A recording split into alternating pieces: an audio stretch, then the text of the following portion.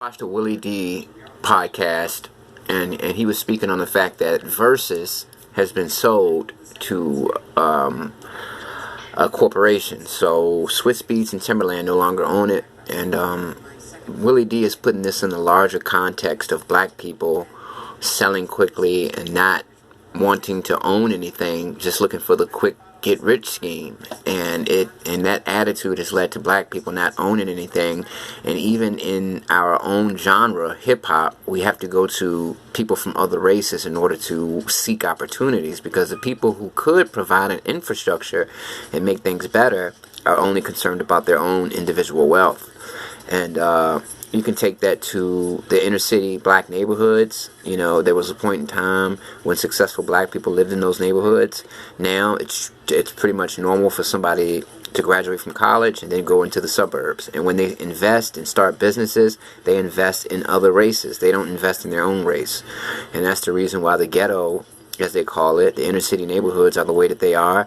And that's the reason why people from other cultures and races and other countries, immigrants pretty much, make a fortune off the ghetto, because they have no competition from black people, whether it's the houses that are rented out, whether it's apartments, whether it's corner stores, whether it's beauty supply stores, whether it's where we get food. You don't see black people running black businesses in black areas. That's not something that's usual. That's unusual.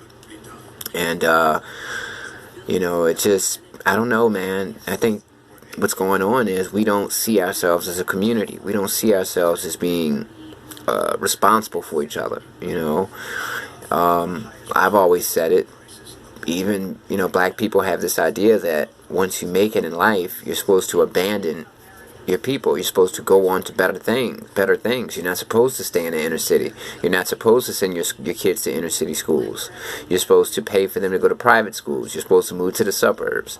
And what that does is your tax money, the money that that the government and your city and county uses to fund the county and the city and to fund the schools, that money is being appropriated to areas that don't really need help. They're already doing well.